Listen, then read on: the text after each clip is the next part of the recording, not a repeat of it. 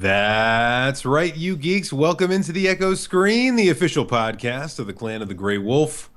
After a long and tumultuous countdown, I am your host, the Commodore, as always. Yeah. And we have Rue with us, who is still learning to count down from 10. I had a few diversions there as I was trying to find the button. Hey, how are you doing? Hi, I'm doing good. Good. I'm doing great. I sound bad, but I'm doing okay. How are you? You sound pretty awful. Oh yeah, I know. Yeah, I got the creeping Brazilian sickness or whatever it's called nowadays. Yeah, it's a thing that you're born with like half a brain. You're not allowed to get bitten by a mosquito if you're pregnant or something like that. I don't know. Oh, I'll try to. I kind of just taken the news from a distance. You know from what I mean? a distance. Yeah. Didn't we already do that did the Bette in Midler a podcast. previous? Yeah, singing too much Bette Midler. It happens. It happens. Welcome to the Bette Midler cast. We talk about Bette Midler and disease and nothing else. What has Bette Midler? Do you think? What do you think she's been doing in the last 10 years? Sleeping naked on a pile of money. Maybe. You think she's got any left? I don't know. Maybe. I'm sure people still hire her to do stuff.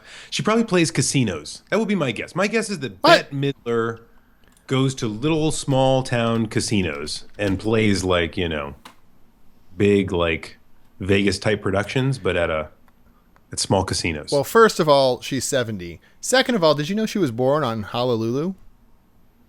She was born on Honolulu or Honolulu? Honolulu? Oh, okay. Yeah. Right. Also, sure. I didn't know that. Did you know that Abe Vigoda died like last week? No. Yes, Abe Vigoda's dead. That's not. It's like this is part of what we talked about last time. Like David Bowie can't die, and neither can Dave Vigoda. Dave Vigoda? Oh my God, Abe. Look at this. Poor Dave Vigoda. I loved his small huts on the beach. I said David Bowie. I mean, I don't know. I'm sorry. Wait, do we have a podcast we're supposed to be doing? Oh, I thought we really were doing the Bette Midler podcast. The Bette Midler. We talk about Bette Midler and Abe Vigoda and Dave Vigoda. And David Bowie, and we mix up the names. Dave Midler. Yeah, he was there's your first news and note. He was set 94. Well, I mean, I knew he was old. I mean, perhaps oh my God. most well known for playing the old guy in Good Burger. Yeah. Oh yeah, that was his most successful and well-known role. I need to watch some Godfather. Anyway. So we are, that's not the topic du jour, by the way, folks. In case you were worried, we are going to talk today in terms of our overall topic, something that is difficult to define and, as we found out, difficult to encapsulate inside a single title. Yeah, I had like 15 titles I was going through. I don't even know why I went with what I went with. But anyway. Yeah. We're going to talk today about, I think something that a lot of us can relate to, even if we don't use these specific services. But you and I happen to be Android guys. Fanboys. So, are we Android fanboys? Not hugging Android fanboys. Yes. We're teetering on the brink. Let's put it that way. Point is, we have entrusted much of our lives to Google and Google's security policies and probably Google's not the only ones. Economic stability for the near and potentially far future. Now, we thought that would be interesting for us to talk a little bit about how our lives have been Google-fied, how it's affected our lives, and whether or not, if we take a step back, are we happy about that? Are we sad about that? Are we worried about it at all?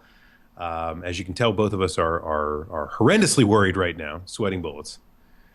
So I guess you can probably guess the answer to that question. But my point is, we wanted to talk about the Googleification of our lives, and that's what we're going to do tonight for the topic du jour. However, before we do that, as always, we begin with the first portion of the program, which is the T and B, the Tids and Bits.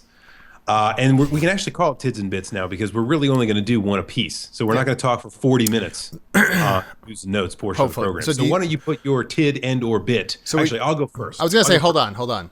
Yeah. Do you have the Tid or the Bit? Because I have to have the other one. I think you're going to have the Bit. I'm going to have the Tid tonight. Okay, fine. Do you agree? Only for tonight, and then we'll switch next time. Okay, sounds good. Deal. Google googly eyes. That'd be good. Sorry, I got distracted by the chat. Yeah, so this is one of those ones where there were like 100 things for us to talk about for the news and notes, so limiting it to one is difficult. But I want to talk about something that is definitely a part of the public consciousness right now. Here we are, February 2016. During in the month of December, for most people, it was either on a winter break from work or winter break from school, what have you, Christmas, whatever you want to call it. Netflix released a documentary called Making a Murderer. Netflix releasing a documentary doesn't really probably set too many people On fire. afire on saying, "Hey, this is a great newsworthy tidbit here, Commodore." But any of you that have pretty much paid attention to almost any media in the last month and a half, have seen that documentary called Making a Murderer, which is a 10-part, nearly 11-hour documentary, is about a gentleman that was wrongly convicted in the wonderful state of Wisconsin, rural Wisconsin. Oh yeah.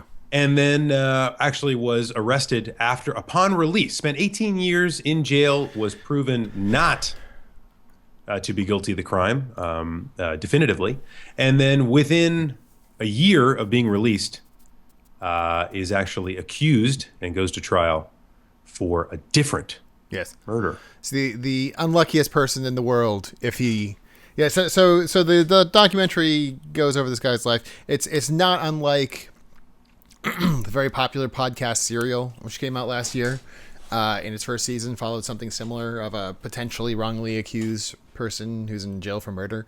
Yes. But in this case, it basically goes over a lot of the, pits and pitfalls, Twists and turns, pitfalls, hurdles. Potentially incorrect things that either the justice system or law enforcement did, and why that might have contributed to this guy being in jail. The details not so much mattering. No. And I don't think you and I could do an entire show. You should probably watch it. Say that. It's on only, the detail. It's only 10 episodes on Netflix. Right. But what I thought was interesting about this bit. Yes. It's the TID, not the bit. Sorry, yeah. this TID. Yeah, we disagreed on it. You signed the contract. We were talking a few episodes ago about television, and not only how television has really reached a new kind of golden age lately. Not television so much as short form media, whatever video. Okay. I don't know, saying television because you don't watch it on the television necessarily. Yeah. Well, yeah, but I mean, the format of what we know as TV is alive and well. Get on a sidetrack. My point is that let's say television, how not only was it in a bit of a golden age, but also the ways you can consume it have changed. And I think that has also helped.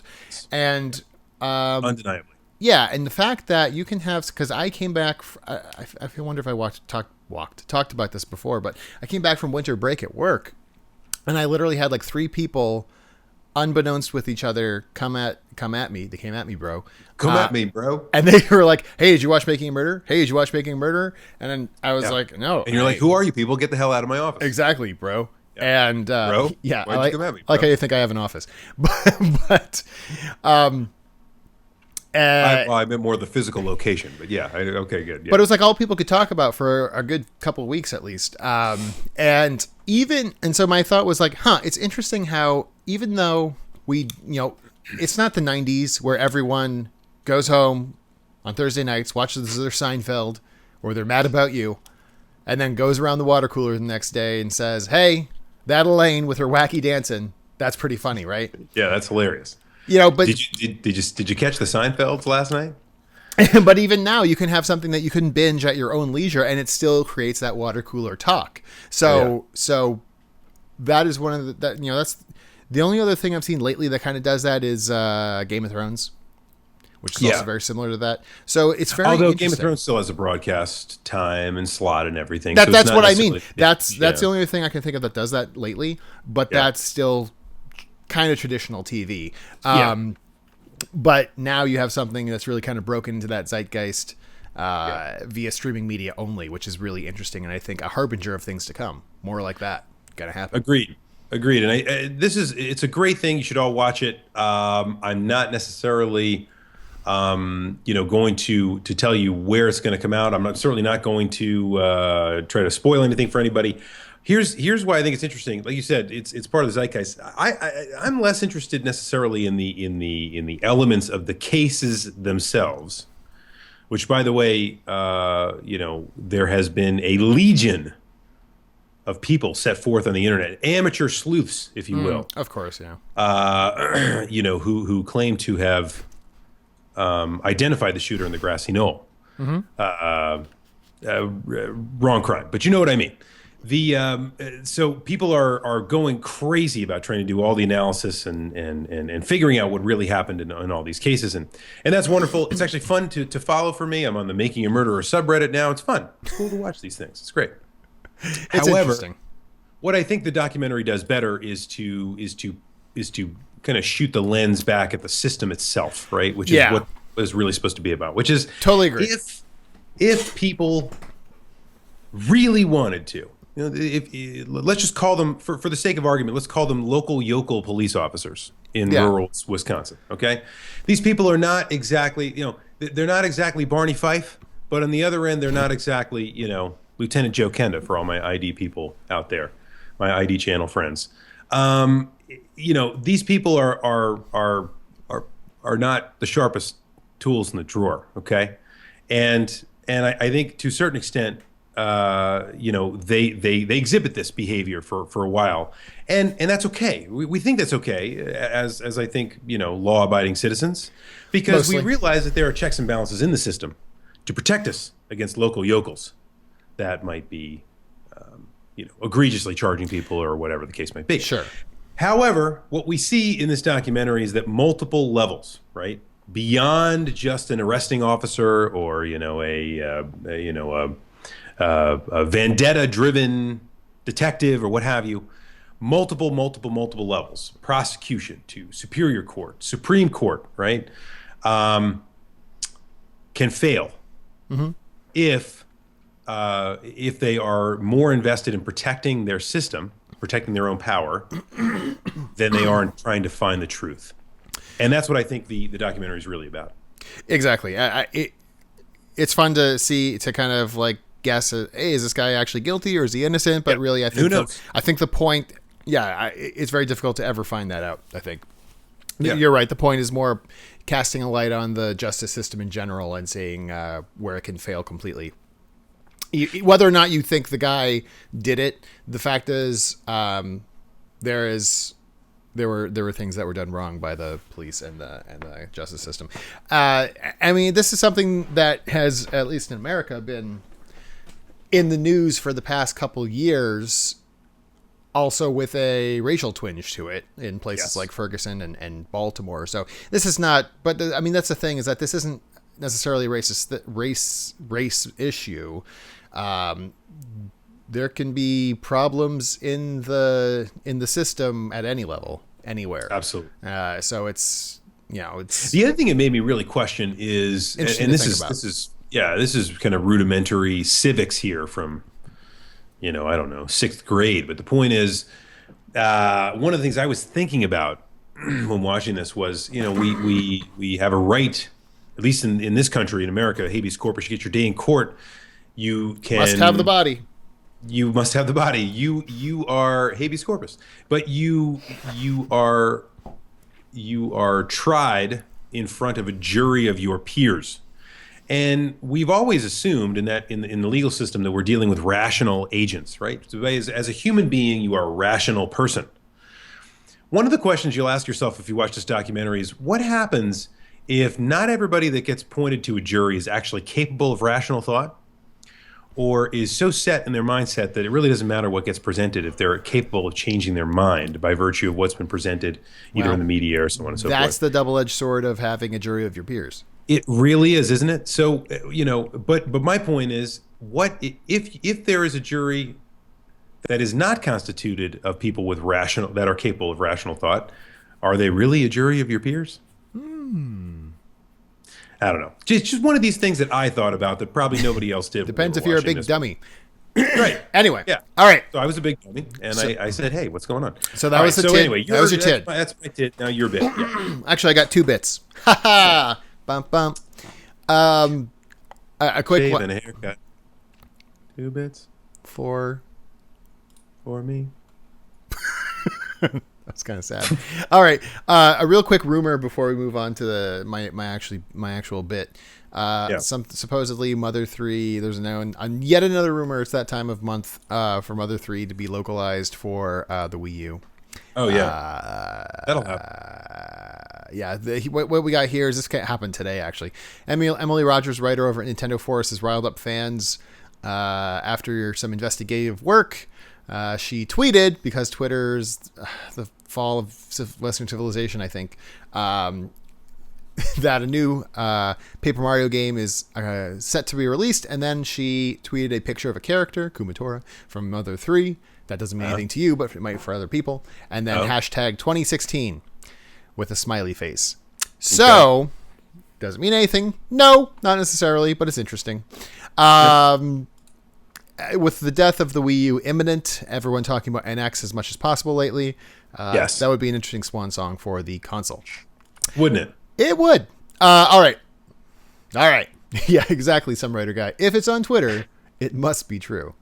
Hey, you snuck in a bit. I'm gonna sneak in another tid. You're gonna sneak in a bit with Dave Batista with Mimi Flim Flam. I am actually right now. I just want to announce I did this on Twitter. The long nightmare with Windows 10 is finally over. On Windows 10 right now. We've gone more than 20 minutes on a live program. I thought you were going to say you're going to drop out of the race for president of the United States. I've also suspended my campaign. That's what everyone's doing today. Since I retained less than 0.00001% of the Iowa caucus, I've decided to suspend my campaign. But I have continued with Windows 10, and all it took, folks, was the replacement of my motherboard. Oh, is that the only thing left to do? So nothing left to do. You have the nothing's crashed yet. Everything's fine. You have the computer of Perseus at this point. You replaced all the pieces. Is it really the same computer? It is Frankenstein the machine. All right. Okay. Since got the new motherboard, same processor, everything. It's nice and quiet. My actual bit, which will dovetail nicely into our main topic. It came out 2 days ago that apparently Google's new CEO, or not new, Google CEO Sundar Pichai has signaled to colleagues and outsiders that the company the Google being the company, wants to take greater control over its Nexus line of smartphones to the point of potentially bringing the hardware design inside or in-house.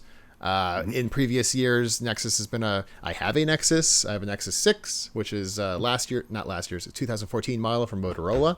Last year's Nexus 6 analog was made by Huawei. The Nexus 6 P. The Nexus 6. Oh, and then there was the Nexus 5X, which was also Motorola. Yes. LG last year.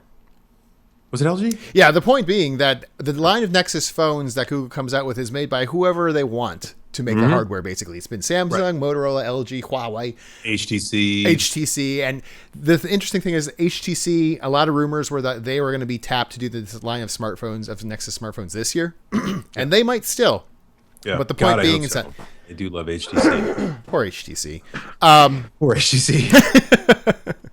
But it's interesting that they might be going the Apple route here, where, I mean, they're not shutting down. You can obviously still buy your Notes, your Galaxy Notes, and your LG Vigors and whatever, and run Android on them. But if you want that pure Google experience with the latest updates and the latest this and that and other, that's supposed to take most advantage of pure Android.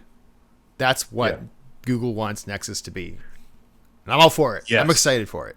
You're excited about it. I'm excited. Tell me why you're excited about it. So I've had my Nexus 6 for like 4 months or so now, and it's got I got my Marshmallow on it, which is the latest version of Android, and is it sticky? It's a little gooey, but it makes delicious s'mores. No, it's great. I love it. I can't stop talking about how awesome it is. I convinced one of my friends to. He was looking. I can't stop touching it. Well, that too. No, but I convinced one of my friends who was looking for a new phone. I'm like, dude, really look into the Nexus 6. It's a great deal right now because the 6P had just come out. It's fantastic specs. We've reached that point with phones now where you're not getting quantum leaps in specs from year to year now, kind of like how we did with laptops about a decade ago. Exactly. It's much more minor, so you can go a couple years back or a year or so back and still get a really quality phone that'll last you a good long while. And I'm just very excited about it. And to have, but there, I'm really curious to see what Nexus comes out. I've heard very good things about the Pixel C, which is Google's first in-house developed tablet computer. What do you call it? Chromebook? What exactly is the Pixel? Say it again. The Pixel C? Oh, yeah. I actually don't know. I've heard good things about it. I obviously do not have one. It's like a fudge. It's an ultra portable Android tablet, but it has. Yeah, 'cause I thought they were getting rid of Chrome OS as a means of. Yeah, I don't know. Yeah, and they're there's a question because they merged the teams. merge that exactly. Yeah. With Android and Chrome OS, but anyway. Yeah. The point is that I'm very excited about it. I like the idea. And I'm okay with it. Whereas I hate freaking Apple and Apple OS as much as I hate Hell All Montagues and Thee. But wait, Apple iOS. Sorry. iOS. Apple Mac OS is still awesome. No, it's still garbage. But the point is that the freedom that Android software versus iOS affords is still there, even if it's a Google designed smartphone, probably going to be made by Foxconn, just like the iPhone is. And you'll still have, if I do get one, assembled by Foxconn. Sure, but if I do get one, and I don't like it, you know what? There's tons of high end Google smartphones or Android smartphones I can still choose from.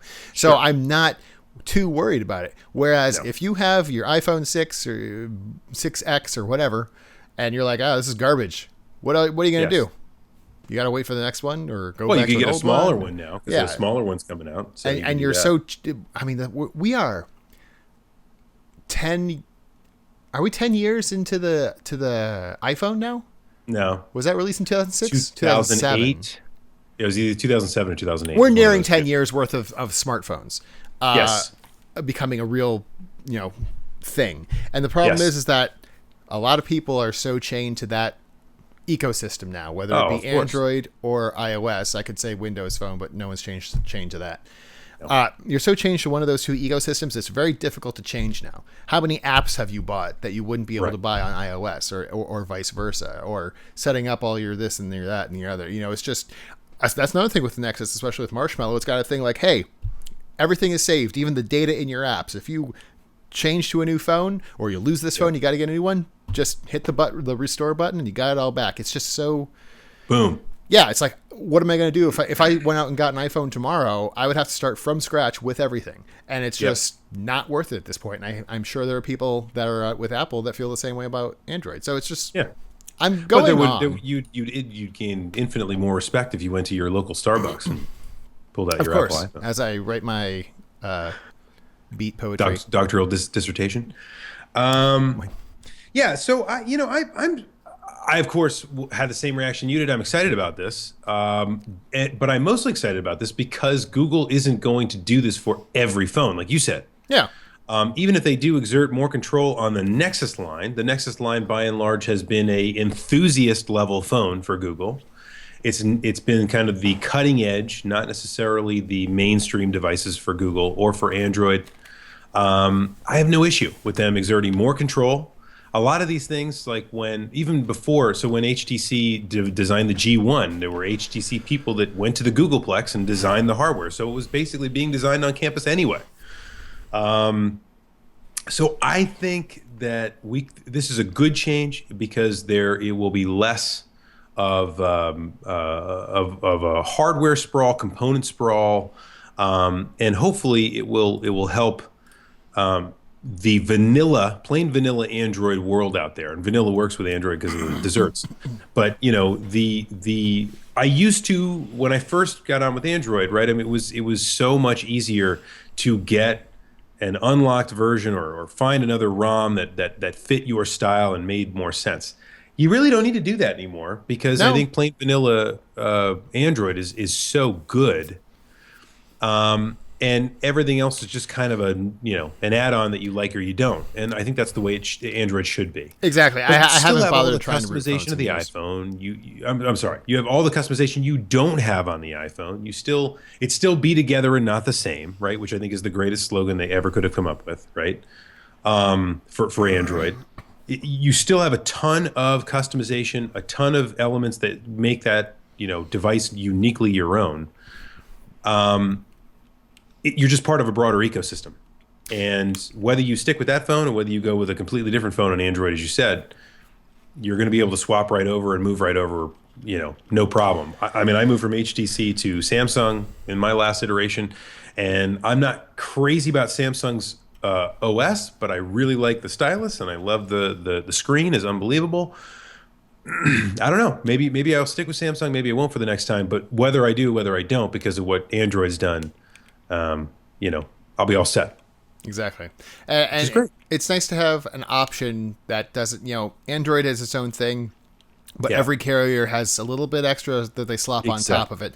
Samsung has their TouchWiz, etc. Motorola was probably one of the better ones for not putting too much crap on top of Android. That just to say, hey, look, we did something too. Yeah. Samsung's They didn't becoming- start that way. No. They didn't start that way, but Exactly. they ended that way, right? Yeah. Samsung's becoming one of the worst for it lately, which is one of the reasons why I got away from it. But to see Nexus currently is as close as you can get to a pure Android phone, but it's still not quite there because there's still some, they're still using an outside manufacturer to design it. But it'll be interesting to see. Anyway, all that to say, and we had some. And if they lock carriers, I'm going to be pissed. Yes. Like iPhone exerted the control they did because they got to control their carriers and not the other way around. Android's never had that. If they lock with a carrier, I know they're going to pick AT&T, and those of us that are not going to be hosed. I don't think they'll do that, but we'll see. I hope. It's not 2007 anymore. So un-Google. So Fees, or FYS in the chat, says, I don't know. I guess I'm the only person who thinks a phone is just a phone, which I think is the great way to step into our actual topic du jour. Yes, it is indeed. So, hey, folks, listen. We are going to move into the topic du jour right now, which happens to be how our lives have become Google-fied over the last, 15 years. Mm-hmm. But if you want to ask us questions for the next portion of the program, which is the question and answer portion, all you have to do, if you'd like to ask a question, is you follow us along with us in chat. My name over in the upper right-hand corner is Commodore 128. Send me a private message, and I can get your questions there. Or you can go and tweet at It's the Commodore. Several of you have already tweeted questions. You can tweet us questions about the Tids and Bits, about the topic du jour, or about pretty much anything your little mind can cook up. But anyway, we will take the best of those. Yeah, well, listen, I was talking to you. Oh, sad. So, yeah, I meant specifically you. Your little mind could cook up. Not anybody else's, but your little mind. Anyway, folks, if you have a question you'd like for us to answer live on the air, send us a question in those ways. My question is my nose crooked? Can you fix that? No, I cannot, and it might be just a little. Damn. Okay. So anyway, Google-fied, and the question is sometimes isn't a phone just a phone? Is it? See, that's the question I have for you. Is at this point, I have willingly given to Google my email. I use it for maps. I use their Drive to hold files and Word documents and all sorts of things. I've been using Drive since the very beginning for all the writing on 16-bit gems and stuff like that. It's all there. I use it for this, that, and the other. It tracks my location, and Google Now knows. I willingly let it track me around, follow me. I was talking with my girlfriend not recently, but a little while ago. Like, hey, we're gonna be driving up near DC soon. Hey, do you remember that burger place we went to outside DC that was really good? She's like, no, I can't remember the name of it. So I was like, hold on, let me check something. I look in Google Maps. Yep. I'm able to track to where I was on that day over a year ago. And it's like, oh yeah, from 2:13 p.m. to 3:05 p.m. you were at this location, blah, blah, blah. I was like, sweet, that's what it was. Now, that would make a lot of people kind of, it makes me even kind of go, wow, that's kind of creepy. At the same that's time, I'm terrible. like, at the same time, I'm like, that was really handy. Right. You know, and beyond that, if I use Google now and I ask it questions like, okay, Google, what's the weather tomorrow? And it'll be like, oh, here's the answer, because it's doing it right now. Yep, there it goes. I just heard it. Actually, I can't do that while the device is locked. So- Keep going. Go ahead and unlock your device. No. Yeah, that's great. But see, that's Don't you tell me what to do, Google. throw you out the window.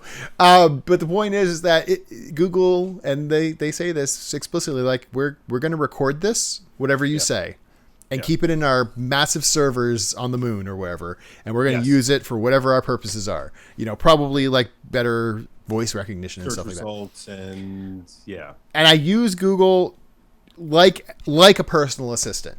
It's like, okay, Google, remind me to take out the trash tomorrow, and it'll be like, yeah, sure, there you go. And no, a phone is not just a phone. Why? Because I gave Google my life. I gave them all the data on a daily basis. It knows where I am, what I'm doing, and it helps me with that because it's helpful. And a lot of people are freaked out by that. yeah. What are your thoughts on being freaked out by that? Yeah, a phone was just a phone. And then there was this entire smartphone revolution, and even before that, right? I mean, I had text with the T9 on the old in those old Motorola flip phones. So even before the smartphone revolution, a phone was more than a phone. However, and this is a lot of people would say, if you went back even 10 years, you would, if you said to somebody, "Hey, Google's going to get into the phone business," they'd laugh at you. Apple's going to get into the phone business. Pfft, that's ridiculous. Why would they get in the phone business? That was pretty random. I remember thinking that. Right, and because it at that point it makes absolutely no sense. But the reason it did make sense, and the reason that these things, and the reason we're having this conversation right now, is because it's not necessarily about the phone itself. The phone is kind of the simplest part of the whole, I don't know, construct from the way you use it to the way that it functions. It's kind of the smallest part of the hardware. It's the smallest component of, for many people, how you actually use it. So it's so much more than that, but it's more than that because of the ecosystem of things around it, right? The first time people came up with this, or were shocked to see that you could get an iPhone and you could have a phone app, but then you'd have all these other apps, and these other apps could do things with data. Like you could take a panorama picture by taking separate pictures and then merging them together with a camera on the phone. That's crazy talk. Unbelievable, right? But I remember the first time somebody showed me that, and it was kind of like, oh, wow, okay, interesting. I don't know why I'd ever use that, but that's cool. Point is, that photo is an app. It's part of an ecosystem. You get it from a certain place. You can save data to it in a certain place. You already talked about it. When you're talking about apps, you're talking about data. You're talking about files. You're talking about pictures. You're talking about videos. You're talking about location settings. All these different things are very much a part of why Google and why Apple got into the phone business. Now, Apple, over 2/3 of their business, their entire company, in terms of revenue, is due to the iPhone, and that is in part because they also make they sell and make the hardware. Okay, And it's got ridiculous margins on it. Ridiculous margins, but where they really want to get the hooks in people, as you said before, is in the ecosystem, so that every time they release a phone, people want to have it. They want to have the latest version of it, so they can continue to utilize the ecosystem, get more stuff, have more music, take more pictures, store more stuff, because that is the thing that kind of gets the hooks in people, right?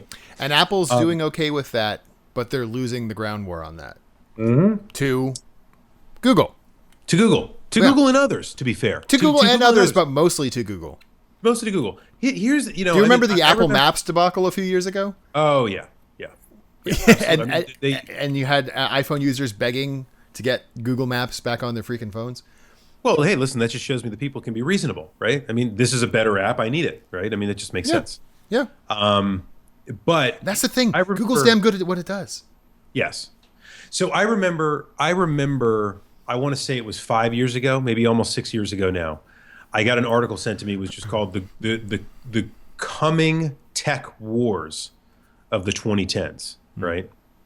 And it profiles 4 companies, which they said were going to control the global economy in terms of the digital transition moving forward in the public eye, right? Not necessarily pervasively for business and everything else, because that's a whole different world. Those 4 companies were Microsoft, Apple, Facebook, and Amazon. I don't think those people could have been more spot on. I mean, it's absolutely correct. Think about the people that make the ecosystems you and I are talking about. I mean, yeah. So we have Google, we have Facebook, we have Unfortunately, still. Apple, we have Amazon. They almost all of them. Not Apple. Microsoft. Oh, sorry, Microsoft. Right. So Microsoft has its own ecosystem, which is only now kind of coming to prominence. But you know what? They are making a giant comeback. They are making a giant comeback. So, and I think part of that is because they adopted an Apple model toward their own hardware in coming up with something that's kind of a new form factor, like the iPad or the iPhone, right? And are tightly controlling the hardware, just the same way we're talking about with Google, right? And control the ecosystem and basically innovate with a great device. I mean, that's what it's all about. But what they really want you to do, and the reason that Windows 10 takes a lot of flack, and all these different news outlets talk badly about some of these pieces, is because it's trying to collect more information about you. Now, when you install Windows 10, it says, "Hey, listen, can I look at what you're typing?" And yeah, exactly. Can I send that Cortana, to Microsoft? they're doing that whole thing now.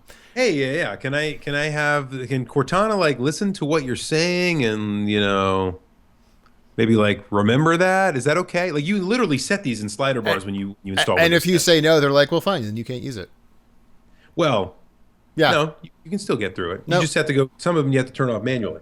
I mean, but the funny thing is that, and we didn't, and Tucky, I think, mentioned earlier in the chat, we didn't even touch on the biggest way Google impacts our lives or controls our data, and that is our web searches. Yes. Using I think it was in 2009, maybe 2010, where Google rolled out the personalized web searches based on what you've searched for in the past, where you are, things like that. It suggests things that it tailors for you, which was the first real step of Google starting to get a little creepy. Right. And I remember at the time people were like, oh, this is weird. I don't like this. And then people just accepted it, which is the way of things, right? Yes. But it's funny that, that's all Google did for the first 10 years or so of its life is web search. Yes. Maybe ads. Real quickly, this is a question I was going to ask you tonight. What is your first memory of utilizing Google? When and what's your first memory? I was probably at your house in the late 90s. Yeah. No. Yeah. Really? Yeah, because we were searching. I don't think so. I think you misremember. Why? What do you think? What do you think I misremember? Because I remember those times, and I remember using exclusively things like Alta Vista for search. I didn't. And no, you know what I used? I used AOL. Because AOL. AOL had search in there, and you know what I did? AOL, Lycos. Yeah. Right? But I used Alta Vista. I remember using Ask.com a little bit. Ask Jeeves. Ask.com. Ask Jeeves, right? It wasn't Ask yet. But I remember, see, this is why, for me, I remember it was the year 2000. Year 2000. All right. So, and what that means is the first time I ever heard of it, I was actually in a college class as a freshman. And someone in class said, hey, if you want to search for something, you should totally use this new search engine. It's called Google. And I went, what the hell's that? So I wrote it down and I went back, and I think I might have used Alta Vista for a month more than that, and that was it. I have used Google since 2000 to today. I've been exclusively using Google till about that time, 2000, because I used other stuff before that. But only when we got to college do I remember exclusively using Google. Yeah. It's funny because when you think back to Mostly because I didn't have AOL by that time. And what's funny is there's a great time waster out there where it's like the Internet Archive. Oh, yeah. If you ever want to go back and have some cool memories, go look at what Google looked like back then. Because it doesn't. I mean, obviously, Google itself, the homepage hasn't changed a lot. What they do with it is amazingly different. But the old "I'm feeling lucky" button. Oh yeah. Does Does anyone ever use that? Clever. I have never used the "I'm lucky" button except as a laugh when I first was showing people Google. Right. That was it.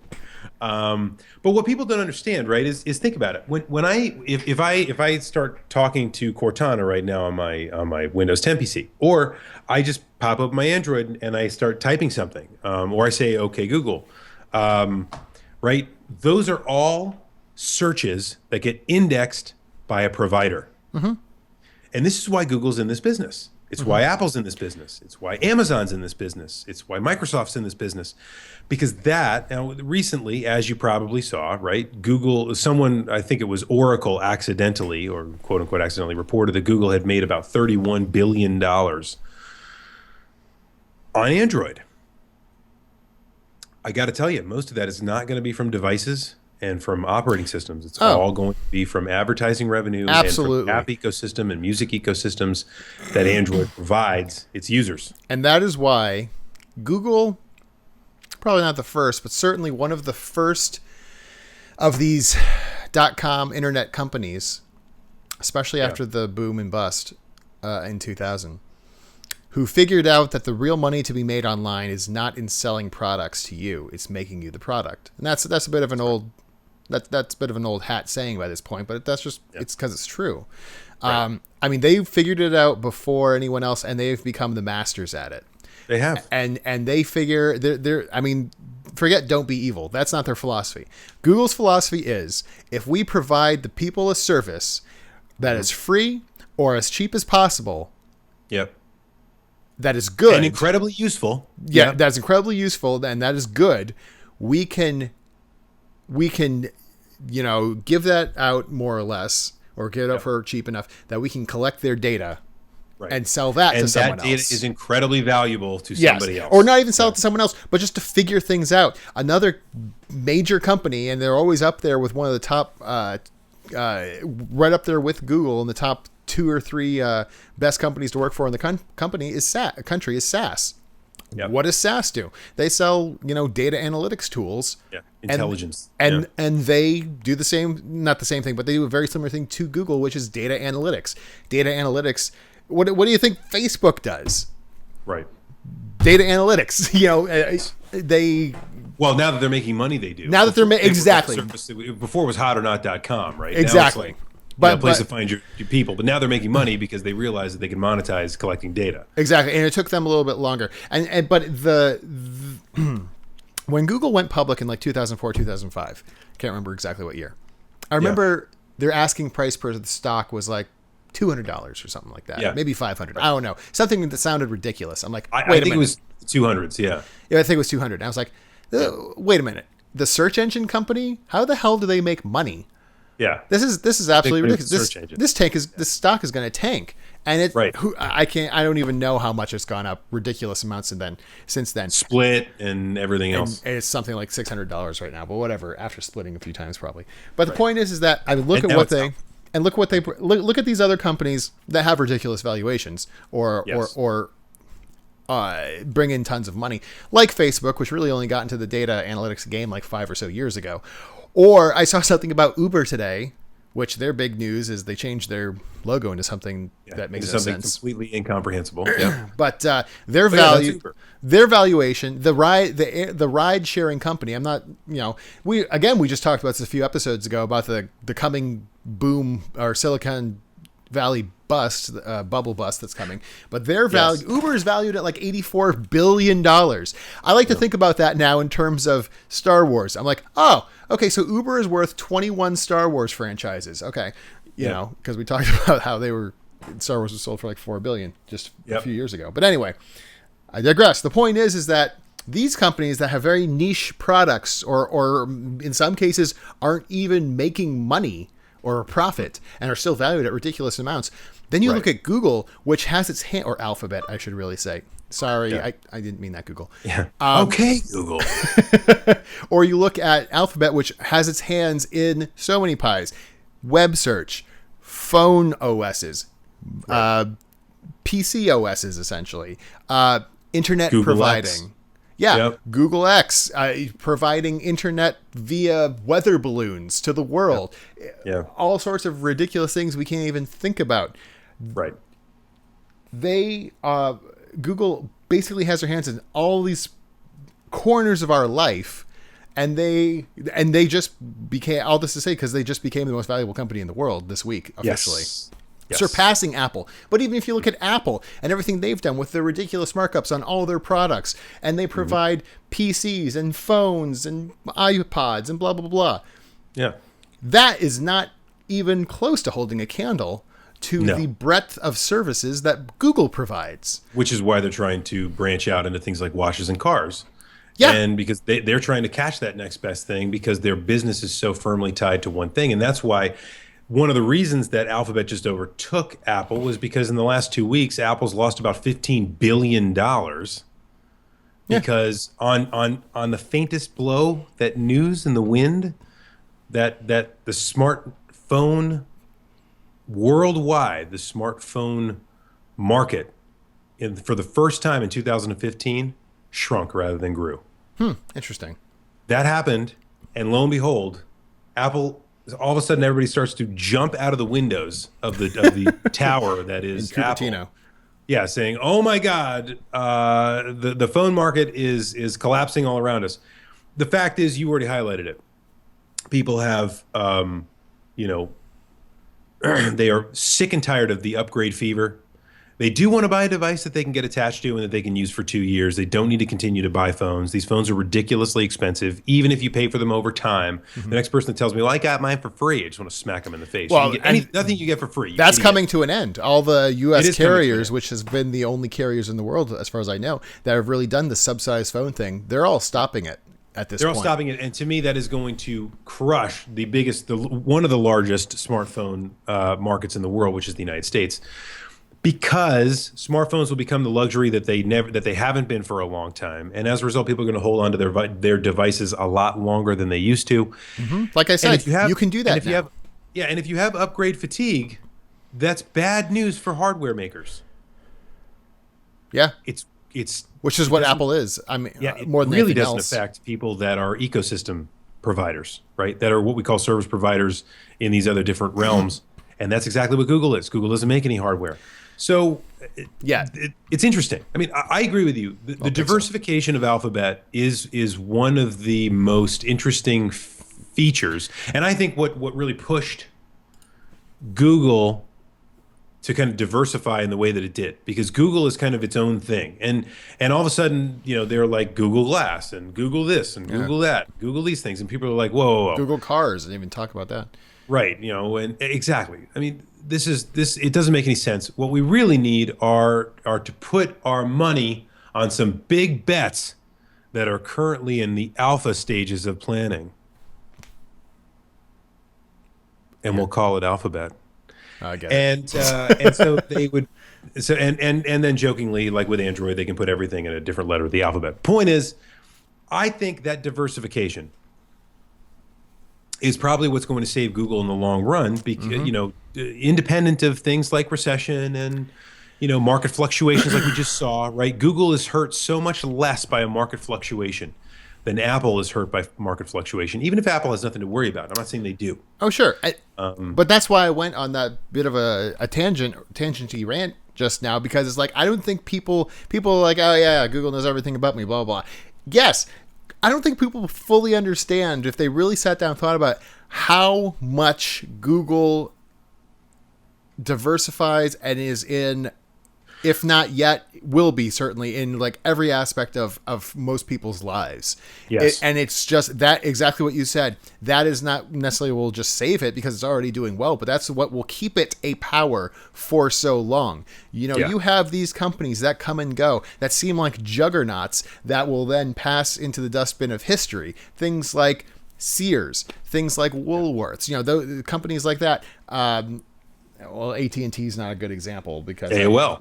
AOL, thank you very much. Microsoft, even a few years ago, people were like, man, this is the end of Microsoft. I mean, yes, they're making a comeback, but they're certainly not the massive zeitgeist controlling company that they once were. You know, Remember, Big Brother. Exactly. Remember people in the 90s like, oh, Microsoft, they're Microshaft, more like, you know, Yep. they're controlling everything, Big Papa Gates, blah, blah, blah, blah. It's like, no, well, Wait, Windows cost $400? Like, what the hell? Yeah. it's like that. None of this holds a candle to what Google not only is doing now, but will be able to do. Give them another 5-10 years. They've only been on this giant diversification push in the past 10 years. This is amazing. That company is, yeah, they're going to control a lot. And are we okay with this? Really? Yeah, and so that's the next thing I was going to say. So, but the That's the crux interesting of this whole piece thing. here is that none of us have really cut a check to Google.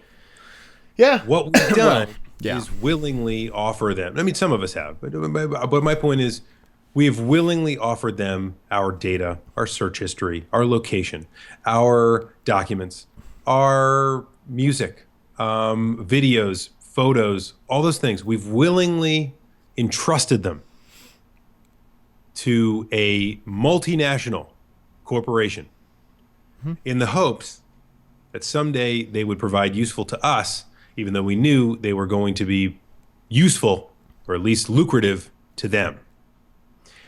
How do you feel about that? That's the weird thing about it is that, at least at this moment, I'm pretty okay with it because the services they provide are really amazing. Yeah. Which is probably on the face a terrible thing to say. Yeah. That's kind of like, you know, I mean, you are being caught up in the postmodern condition, right? Yeah, but I mean, it's like if as long as Mickey Mouse comes and dances out at me, I don't have to worry about the fact that it's like a crack addicted grandmother inside the suit. Right, but that's the thing. It's like, what is Google really doing with my data? Are they going to like send out cops to come and arrest me and shoot me in the face if I do something? If I say Google sucks on this chat, you know, no. They're just using it to sell data and to learn more about, you know, people, about white guys living in the Southeast in their mid-30s. You know, I go into a little bit of data that they can collect and do all this so they can sell more ads, basically. Is that really harming me versus the value that they give me? In my mind, no. I prefer, I'm okay with this you know, trade that we are making in this economy that we have. Yes. This is the new economy. This is the new internet economy. It's no secret to anyone. Some companies just suck at it more, like Facebook. I hate Facebook. See, I love Google for the reason I hate Facebook. Facebook does the same thing, but they're very blatant about it. I don't like what they do with it. They have a lot, you know, I don't like the service they provide. I don't use Facebook at all. I apologize if anyone's sending me Facebook friend requests. I just never go on there. And I actually am seriously contemplating, because of how Google has extricated Facebook from the entire, I don't know, architecture now. I'm actually thinking of just deleting the whole app and pulling it off the phone to save the 20% in battery that it sucks out every day. I haven't had Facebook I haven't had Facebook on my phone in over a year. Literally, the only reason I ever put Facebook on my phone was because when I wanted it when people called me, that their Facebook picture would pop up. Okay. That's the only reason I ever put it on my phone. I never posted anything to it. I never like any of that crap. You know what I mean? Mm-hmm. And Techie brings up a good point in the chat, which is really kind of what I'm tiptoeing around. But it's like, Google so far is quote unquote not evil. How long can we expect that to last? Well, I don't know. Honestly, anything can happen. Someone new can step in at any point and change the whole point of the company. And maybe maybe it's too late. They already know everything about me. But well, you know, it's a calculated risk that I'm making right now. I'm talking about me personally, obviously, but it's a calculated risk that me and a lot of people are making right now, and I am okay with it. Here's what's interesting. If someone, let's say a catastrophic thing happened. Let's not even look at market forces. Let's just look at something like security. Okay, if a massive security breach happened at Facebook, what would people be able to know? And when I say that, I put "know" in kind of quotes. What would someone be able to know about you if they were able to compromise Facebook? On Facebook, Probably not a lot, right? I mean, right. they get some pictures. They'd know where you went to college, or they'd know where you went to. I mean, but Where you lived. You don't have where to your breach birthday Facebook was. to know that. You can just Facebook stalk someone and find that out. Unless they block you, in which case, or they block people from even finding. There are even- ways around that. You can just be tricky. There are ways around that. Yeah, you're right. There are ways around it. There always are. You can like This is what pretend I to mean be a about security. friend, an old long lost friend from high school, and then you put it in, and they're like, "Oh yeah, Bob, I remember Bob," and you can be like, "Haha, you like puppies or something I knew. like that." I knew you liked Bob. But I get what you're going at. Is like there's not when you drill down into the individual data that is available via something like a Facebook breach, it's not anything major or catastrophic. Who gives a crap? Well, I'll tell you, the only thing that you would worry about is if you are. And now you and I came into Facebook when you like. I needed a university email address when I signed up for Facebook. Right. Like, that's how old I am. Right. What now? So you and I came on board at a point where we weren't taking pictures with our cameras, with our smartphones everywhere.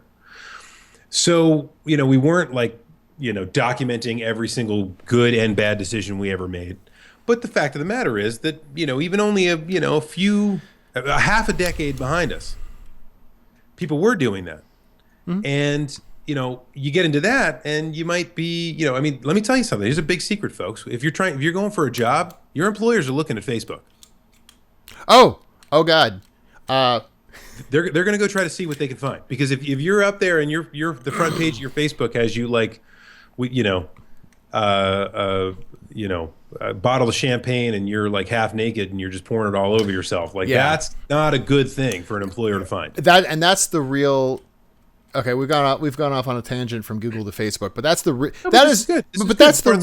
that's the real danger of Facebook, not what Facebook can do to you, what you can do to yourself on Facebook. Right, but this is my point. I know. I was talking with a coworker just the other day who's like 11-year-old daughter. Who doesn't have a phone or anything, but she's like she had to have a conversation with her mom, like, hey, me and my friends want to chat on the computer. Is it okay if I use the webcam? And these are the rites of passage that didn't exist when we were kids. It's like, okay, now it's time for the talk. And by the talk, I don't mean like sex. I mean like, okay, so don't send naked pictures of yourself to anyone. Yeah. Don't talk to strangers on the internet, blah, blah, blah. It's like, anything this is the you new put stuff. There will be there forever. Literally that. And that is just something people need to that's what people really need to worry about on the internet in terms of what they themselves put out. I think can be much more damaging than anything Google or Facebook is collecting on you. Right. But I think the other thing is the worst thing that could possibly happen to Google is A, security breach, B, it forcibly dissolves, in which case all of your favorite memories are erased. Right. But those are the two worst scenarios I can think of with something like Google. And all we can do as people that entrust so much of our lives to the ecosystem is to pray that doesn't happen.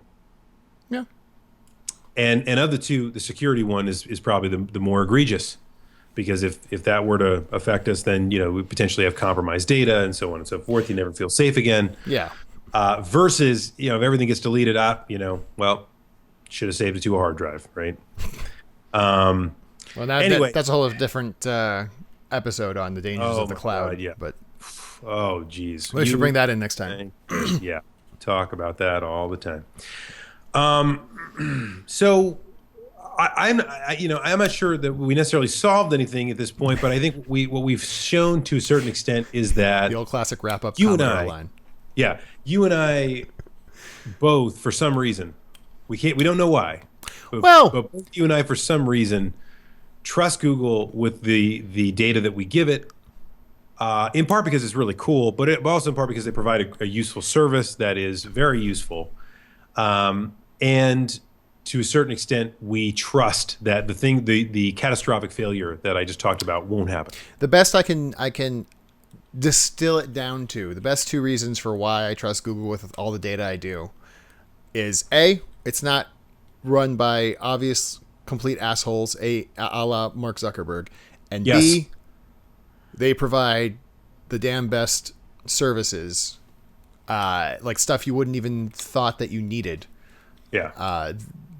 that exist today in terms of software on the internet, on your Absolutely. phone, on your daily life. It's just great. So I can't wait for a self-driving car, frankly. The future is now, buddy. We got to chat. We got to chat. You got a self-driving car? Yeah. Well, Here's my thing. Quick little note on this. I promise it'll be quick. I'm actually not interested in the self-driving car as much as I am what the self-driving car and the advances of self-driving cars can provide us today to make people better drivers now. Okay. That is the real benefit of self-driving cars that has yet to even be realized. But you and I should have an entire episode about self-driving cars and why we think that's a cool idea. Okay, so yeah, so anyway, that's Google-fied. You get to see a little bit of our memories of Google, what we kind of put up there, and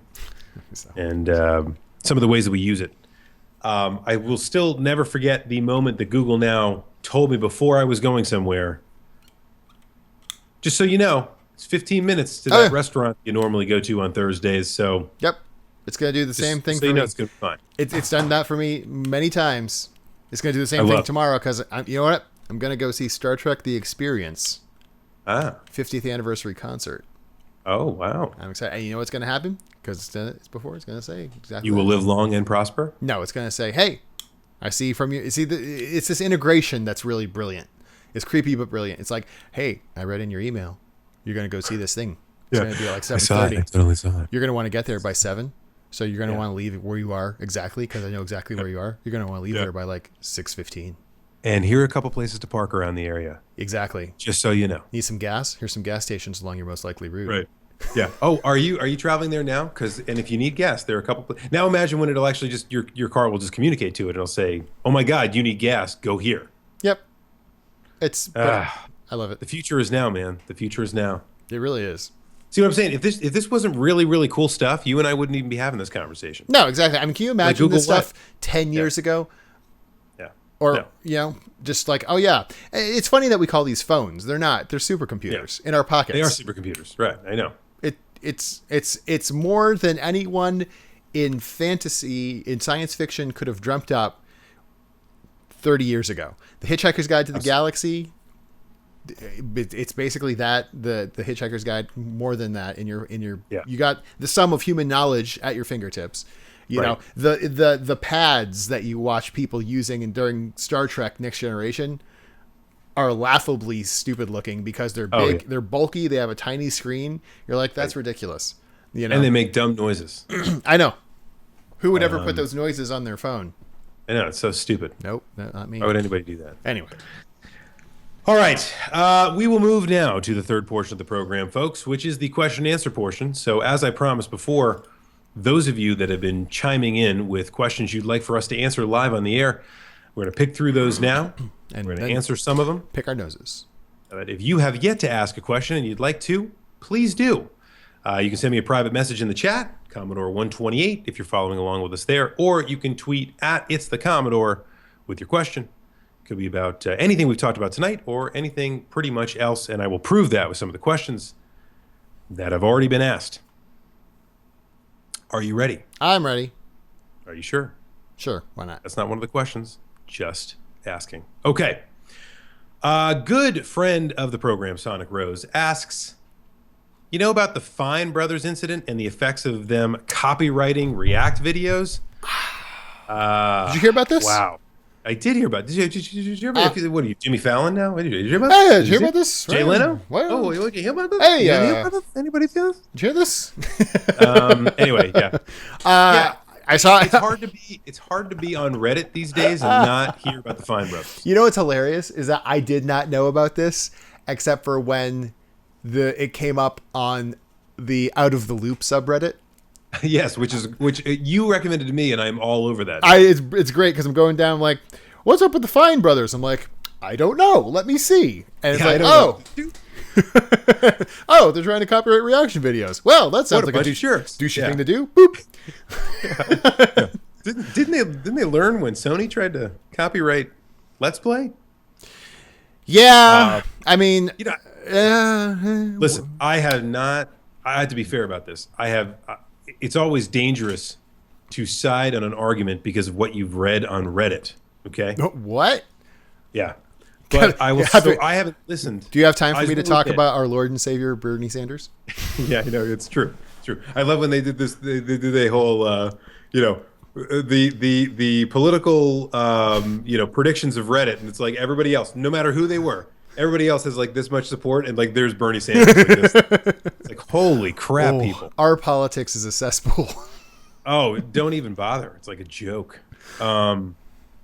My God, you made me forget what I was saying. Fine Brothers. Yeah. So, but I have not. I want to make clear. I have not seen the Fine Brothers reactions. I haven't seen. I know that's a funny pun that I didn't mean to make. I'm sorry.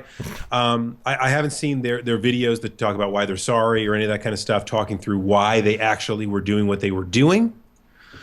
That being said, I've seen some of their videos in the past, and I was mildly entertained. They do the like kids react and stuff like that. Yeah, and the elderly react, and it's mostly clickbait. This is kind of stuff I would think of as clickbait.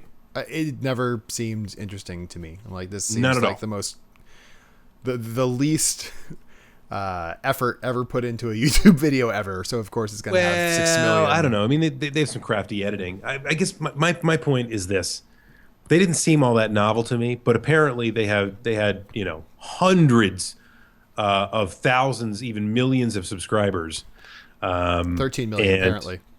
Yeah, and then they just watched all of them die. Well, not all. I mean, they're still doing fine. No, they lost like a sure. million, but yeah, I mean, we'll take 3 million followers. There's nothing wrong with that, right? yeah. Frankly, it's really difficult for me to get involved or care about internet drama. Yeah. At this point, I mean that's really what it comes down to. It's like I'm with you. It's not nothing because we are talking about people who make a lot of money and are very influential in this new online streaming space we find ourselves. Of course. But it is such a high school mentality where you have people like, oh, you see what this guy said? Let's see what this guy said. And you have reactions to the reactions and this and that and the other. And it's just like, but you can only waste so much time on that kind of stuff. It's also a ludicrous concept when everyone, you can't, listen, I don't watch top 10 lists on YouTube. I don't watch clickbait videos on YouTube. If I go to YouTube right now, I have to scroll down until I get to the recommended section because everything else I'm not interested in. Mm-hmm. And then you get to the recommended section, and it's still full of top 10 lists and clickbait, no matter how hard you combat it, right? So it's almost like YouTube's being taken over by this entire subset of people. And some of these people are our friends, by the way. I mean, they're very good people making good videos that do those kinds of things. I just happen to not be interested in any of it. You and I fought very hard not to make those kinds of videos, right? Right. By and large, that leads to fatigue after a while because you see all the videos that people are making and you go, I don't want to be a part of this. But anyway, I think that there is with that revolution aside, I think it's idiotic to think that you can say that this is the type of video, not necessarily the actual verbiage of the video or the whatever. The concept of a video. We did it. Therefore, no one else can do it. And we're going to start serving people to say that you can't do it the way that we did it. Whether they're doing it better, worse, or whatever. And that to me is absurd. And this goes back to, we did a video about this, or a podcast about this before, about the dangers of like the Digital Millennium Copyright Act as it's written right now, and how YouTube enforces it, and the ephemerality of the zeitgeist of online money making via YouTube. I mean, PewDiePie's Red channel launching, and how wonderful that kind of Red channel. I mean,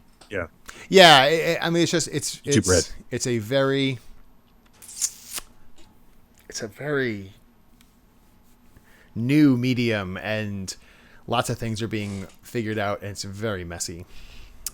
Anyway. Yeah, I don't know. I'm kind of over it. Let's move on.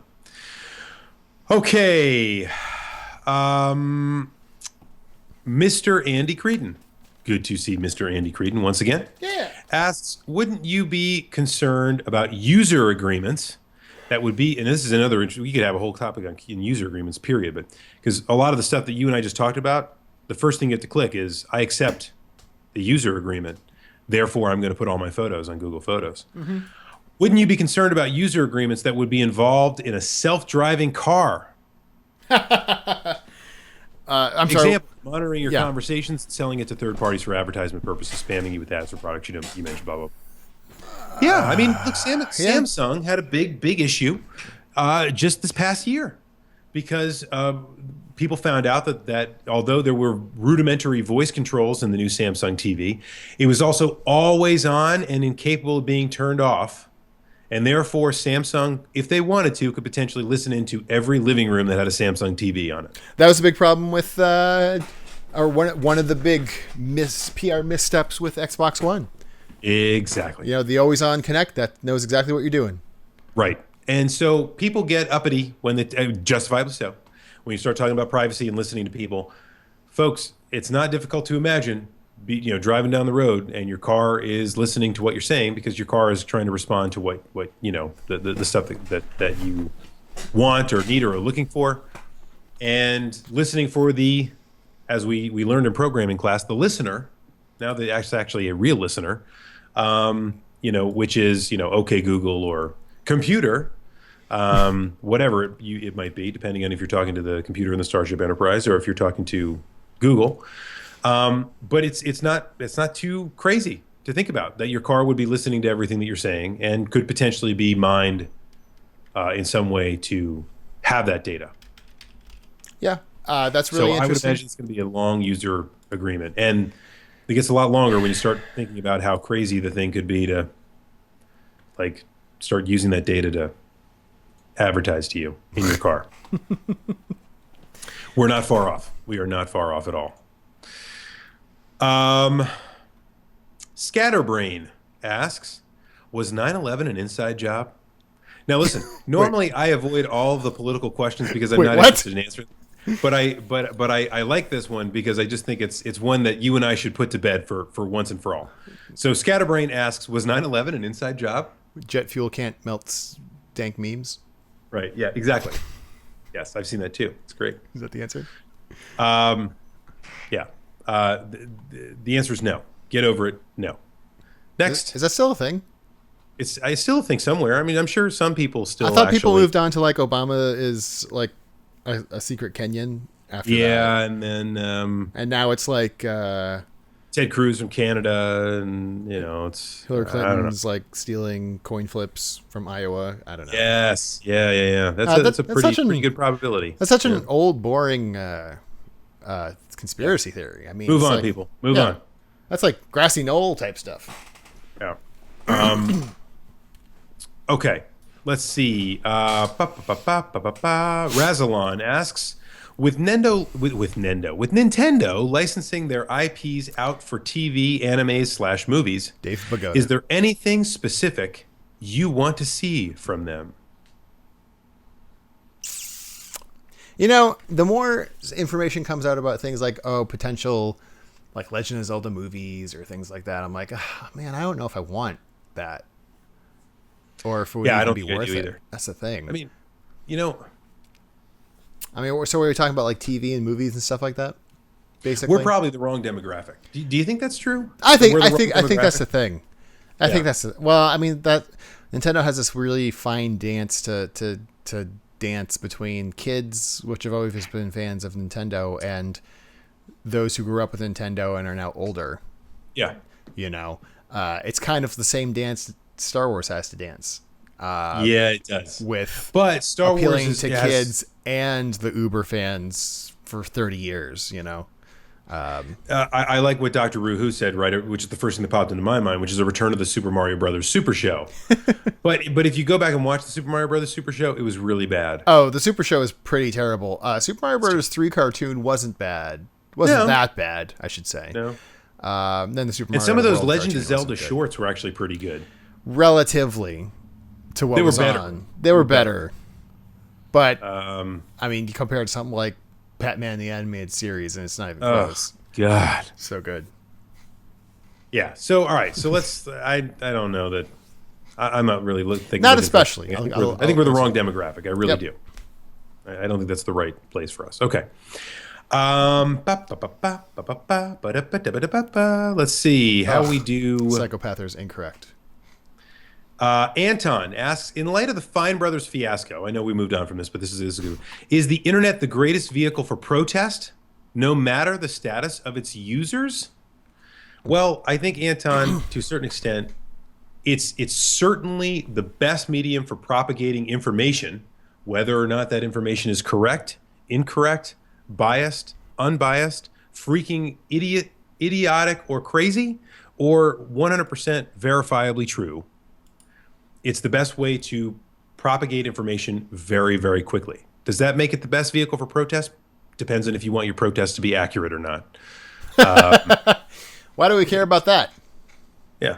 I mean, yeah, exactly. How many things has the internet enabled you to care about that you would have never even heard about in your daily life if it weren't for the internet? Yeah, the problem is the internet can also give good rise to slacktivism, where, hey, upvote this to save a kid in Kenya or something like that. And it's like nothing really happens and makes you think you're doing something. But then again, like you said, it's great for propagating information.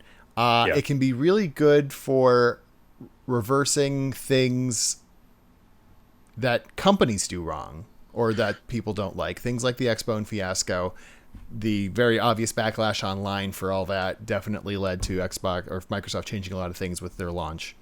Yep. For things like government protest, I think that in-person type things are much more effective.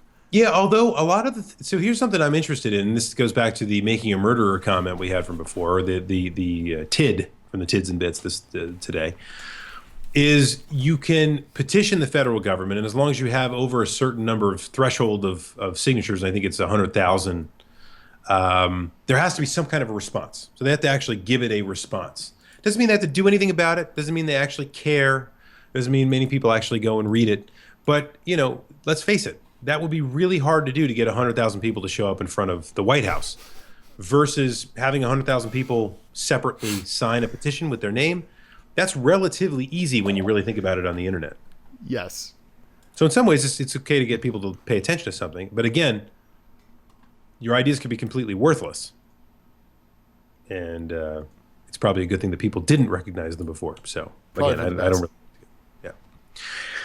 Chakal asks, that's the way I'm pronouncing it, and I'm sticking with it. As with the phone ecosystems, the consoles also have one. Excellent point. What do you think of what happened with this console transition, with many leaving behind the 360 and their digital library? And do you think the digital library of this generation will retain more people during the next transition? That's a complicated question. But an awesome one. Yeah. The fact of the matter is, I think the consoles are almost moving in an opposite direction, which by and large, in many ways, is going to signal their demise. Because I think the consoles are more built to have you buy hardware generationally and have you continuously buy software, and not different and varied software. But in many cases, the same software that you can buy in multiple places or that you have purchased before. That is, in many ways, the antithesis of what we just talked about with Google or with any of these kind of online ecosystems, right? So I don't see that working out well, regardless of what they do. But to this point, as you say, this last transition, they are ruthless in saying, this is the console generation. You can use this hardware to play these games, and that's what you do. Now we're moving on to this one, which has its own ecosystem and its own library and its own XYZ, and that will not continue moving forward. I think that model will die. I think that model eventually will kill them unless they evolve. I agree. Wow. A+, would buy again. All right. Great. I can erase that giant question now. I was expecting you to talk for 15 minutes while I found the next one. Nope. That was a good response. Dr. Ruhu asks to ruin the Commodore, which really, I mean, who else are they going to ask for the show? To Bobby, Yes. misconnections. To Bimmy Flim Flam. To Dave who are- Pagoda. Yeah. Dave Bagoda, which I don't know why that's. Who are the 5 celebrities you would not want to be on your jury? Oh, I thought that was going to go somewhere else. Celebrities that you would not want to be on your jury. Let's see. Kanye West. Wow, racist. No, read a Kanye West tweet. Wow, Commodore doesn't care about black people. I don't believe this. Let's see. Celebrities I would not want on a jury Dave Pagoda, because he's dead. because he's dead Yep. and he's not a real person. That too. He's not real, but he's also dead. Paris Hilton. I feel like she's not a great juror to have. Does anybody remember? Like, is Paris Hilton really? Is he alive anymore? Like, no one's ever heard of her. Is anymore. he alive? I'm sorry, what? Yeah. What happened? Oh, when Bruce Jenner went one way, did she? Did I miss that? Okay. I'm gonna, you know what? I'm gonna go with one answer, and I think it should solve everything. Okay. Pauly Shore. Yeah, I agree with that. I would you want go. Pauly Shore to kind of, buddy. And you know who was in the famous Pauly Shore movie Jury Duty? Abe Vigoda. Stephen. What? Oh, Abe Vigoda. No? Yes. Hold on. I thought you were going to say Stephen Baldwin, in which I was going to like, yep, you're right. Stephen Baldwin is one of the Baldwin brothers. Well, yeah, that too. No, you're thinking of Biodome. But that's still a Pauly Shore movie. Well, Did you say yeah. Pauly Shore movie? Yeah. So it's a Pauly Shore movie. Yeah. I'm talking about Jury Duty. Oh, sorry. I'm sorry. I thought you were talking about the general category of Pauly Shore movies. You were absolutely correct. There you go. Abe Vigoda. All right, come on, man. Let's figure this out here. In Here we go. This is great. This is you're not going to know anything about this. I already know it. Cool. But I'm gonna ask this because you seriously should. By the way, I have not seen the series finale, the season finale yet of The Expanse, but we'll be following up on that. Still can't say I recommend the show. Lucius T says, "Have either Luscious of tea. you Thank you. Luscious T? The luscious tea. There's no S in this. It's luscious. Trust me. Luscious T asks, there's no S in that. Have either of you had a chance to watch Colony yet? A new sci-fi show starring Josh Holloway and Sarah Wayne Callies. And also, by the way, is created by Carlton Cuse, who was a executive co-producer for Lost as well. It's intrigued me for far more than The Expanse so far. Your last point is the best one. I completely agree. The Colony in 2 episodes, and that's all I've seen so far, does more to advance a complex story in a compelling way than The Expanse did in 8 episodes. The Expanse is a huge universe, in case you couldn't tell from the title. But Colony is much, much better. And Rue, since we're talking about this right now, I'm going to tell you, if you're going to pick a new sci-fi show of the season to watch, you must watch Colony. So far, there's only been 3 episodes, I think, but it is phenomenal. Well, I would do that, except I'm beginning my rewatch of Star Trek Enterprise. This temporal Cold War is really heating up. Oh man, you see, just when I feel like we're making progress with you, it's just right back to square one. No, Well, I mean, The Walking Dead comes back in 2 weeks, so you got that going. I got too much watch. The Colony I've heard of. I heard it's very really good. Expanse is on my list as well. I would take Expanse off the list until you watch Colony. Ugh. Okay, people. Jeez. No, I'm telling you, Expanse is a lukewarm, but solid first season sci-fi show. But it's lukewarm. These are not people that write for television normally. I don't think they did a particularly good job of writing it for the screen. I heard the novel's fantastic, though, so maybe I'll just go do that instead. Okay, a couple more, and then we'll end this whole Google thing. By the way, we're being brought to you over a Google product, YouTube. We can talk about that piece. Course. But Concerning Star Trek Enterprise, the last 2 seasons were great, but C. Goldsmith is correct. The temporal Cold War is like having your fingernails drilled. There you go. It's literally that bad. It's just like it. all right, how about this one? And I'm not sure I even understand the question, but I'm going to ask it. Psychopather asks, I missed everything tonight. Oh no, sorry. I have to start out with, well, I missed everything tonight. But what do you guys think about the American dream? And American is capitalized.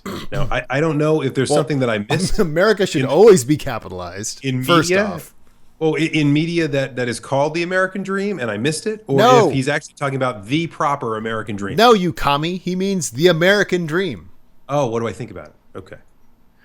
So, I don't know. What do you mean, what do I think about it? I think it's great. Is that your question? Okay, Donald Trump. No, I mean, the American dream is a great concept. Make America great again? I didn't say that. What the hell? Yeah, you put words in my mouth. Put words in my mouth, so I guess that's not weird. But You gonna build a wall and make Mexico pay for it? All right, let's define the American dream. okay, can you get an objective source before you try to do it yourself? Yep, Wikipedia Oh, great. Here we go. says the American dream is a national ethos of the United States, the set of ideals, democracy, rights, liberty, opportunity, and equality, in which freedom includes the opportunity for that's written weird. In which freedom includes the opportunity for prosperity and success, and an upward social mobility for the family and children achieved through hard work in a society with few barriers. Okay. Boom. Got it. I think that those last couple sentences were more important than the first couple. But yes. Is it So again, alive what do and we well? want to know here? What do you think about it? Yeah, I think it is alive. I think it's well. It is long in this country as you can look up on a hill and see a mansion and say to yourself, if I play my cards right, that will be my house. Then the American dream is still alive. I would say, despite everyone thinking that the universe is coming to an end constantly, especially every 4 years, that the American dream is alive and well, probably more so than at any point in the past. I'll go with that. All right. Think about how hard it was to make something out of yourself in the 1850s. Yes. You know. Well, you had to get educated. I know. Oh no, actually, you didn't at all. Well, yeah, but even to get an education, but you had to learn was a craft. really hard. Getting a craft is education, of sorts. Do that either. But you did have to work really hard. Yeah, and even if you worked really hard, you might just be a ditch digger all your life. Well, And hey, and then somebody, and then digging ditches becomes a multi-billion-dollar industry because people got to bury pipes in the ground, and all of a sudden you become rich they got as a ditch digger. They got to lay pipe. The oldest. They got to lay pipe. The oldest Laying profession. pipe is important, man. Sometimes you got to lay pipe. That's just the way it goes. Well, I'm going to end with this. the world needs that- ditch diggers too. Yeah, exactly. Hey, man. Sometimes, no matter how good or bad your job really is, sometimes you just sit back and think for a second. Maybe if I were just a ditch digger, I'd be a lot happier. Literally never thought that, but okay. I've thought that. Some writer guy asks. That's the name. Like I'm not. Wait, I thought you were Yeah. ending. You completely Yes. lied. No. I'm ending with this. I just said I'm ending with this. Oh. If you could pick one favorite 16-bit era game to reboot for this console generation, what would it be and why? Well. See you later. I mean, I'll go against everything I said for what since we've had the Clan of the Grey Wolf and say Final Fantasy VI. I'd like to see it done well, but I don't think that's possible, which is why I'm against it. I think it's But possible. that That's would- why I want to see it. I'm going to say that. Okay. I mean, there's other more obscure ones I think would be better, or not better, but also good. ActRaiser would be interesting to see. EVO Search for Eden would be fun. Any idiot could make the ActRaiser now, just call it something different, make That's- something similar. that's and the I don't thing. know why people do that. But I mean, if we're gonna go for a good old nostalgia reboot, bring it back just to see it in like acting and cool graphics and orchestrated music, I would say Final Fantasy VI. Yeah. I agree.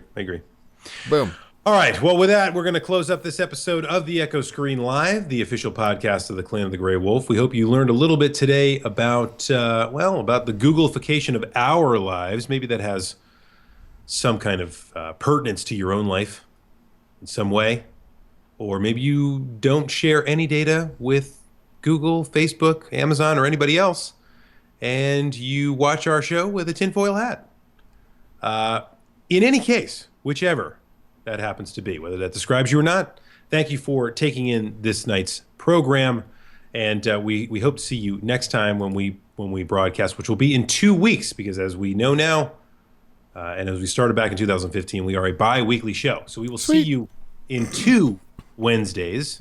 When will that be? That'll Rue? be February 17th, 9:00 p.m. Eastern Standard Time. Yes, standard. Take on me. Take on me. Please take it back away. Hey, I saw a real big fish last Friday, by the way.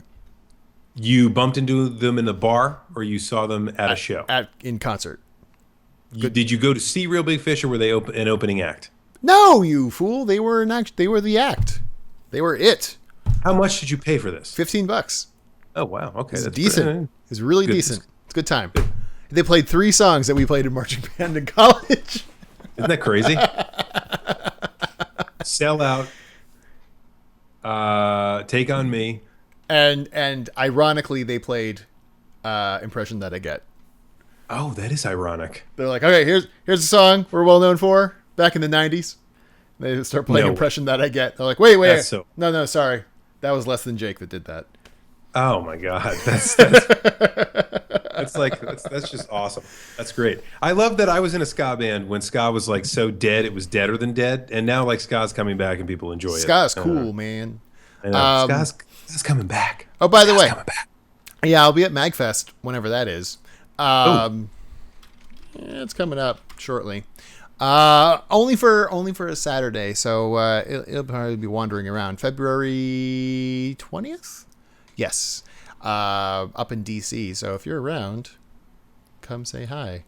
I'll be wandering around doing things. The end. Cool. That's good. I like that. If I were there, I would do that. But I won't be. All right. Now So, you can do your thing. and now you can get out of the way. All right. So so if you have any ideas about any future or upcoming episodes that you'd like us to focus on as the topic du jour, please let us know. You know where to find us, and if you don't, Too bad. go look it up. You jerks. You got the internet. There's Google out there. Come on. Figure it out. Please. Please. Okay, Google. Okay. Yeah. How would I? Where is see that Rue? The Commodore. Good. Okay. So, folks, listen. We're gonna close this thing up because we just been talking way too long about Google. But Never. for next time, we'll have another fresh topic du jour to speak with you about, and we hope that sincerely we hope you will join us at that point. Until then, for Rue, I am the Commodore from the Clan of the Grey Wolf, and there is no reset button. R.I.P. Dave Bagoda. You heard me.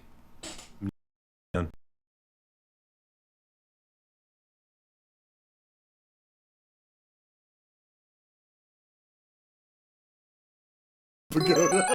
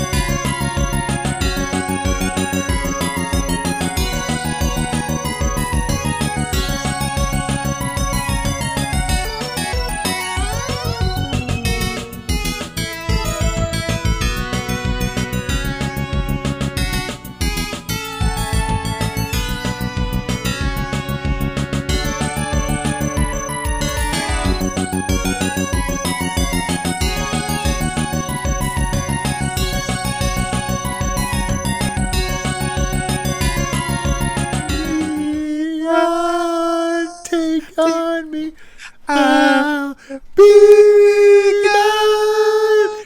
Here we are.